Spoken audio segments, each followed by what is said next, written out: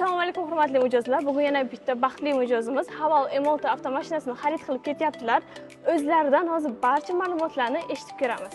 Bizlar bir 6 oy, 7 oy oldinroq Haval M6 dan chiqdik shu modeldagi avtomobilni.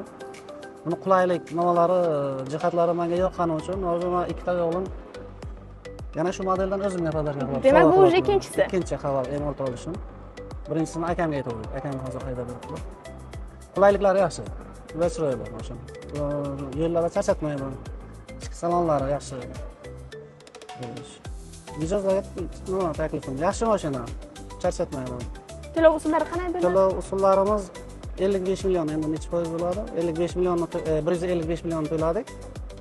Qolganini aloqa bank bilan rasvoshga oldik, bo'lib to'lashga 36 oyga. 36 oyga bo'lib to'lashni oldik. Mashina. Bonuslarni ham qilib berishdi. Bizdan kamchiliklar bo'ladi. Kamchilik bo'lgani yo'q, rahmat. Bonuslari endi mana radiator защитниклari bo'lyapti, patnoshkalari bo'lyapti, qo'llik qo'yib berishyapti, oynalarni ta'mirlashga qilib beryapti. Yana bor mayda chudalari. Hozir xudo xolasa bir 15 yildan keyin mashinalarni olamiz qo'lda. Muborak bo'lsin akajon. Bundan keyin ikkinchi, uchinchi, to'rtinchi mashinalarni xarid qilishni nasib qilsin. Inshaalloh, nasib. Shofirkondan keldingiz deb eshitdim. Barcha shofirkonlik mijozlarimizga tavsiya berasizmi? Tavsiya beramiz. Mana Buxoro Haval saloniga kelib, Haval avtomobillarni xarid qilsinlar. Juda ajoyib model Haval mashinalari. Umuman Buxoro shahrimizdagi hammaga tavsiya qilaman. Muborak bo'lsin akajon. Yaxshi kunlaringizga haydab yuring. Yaxshi kunlarga sizlarga nasib qilsin ilohim.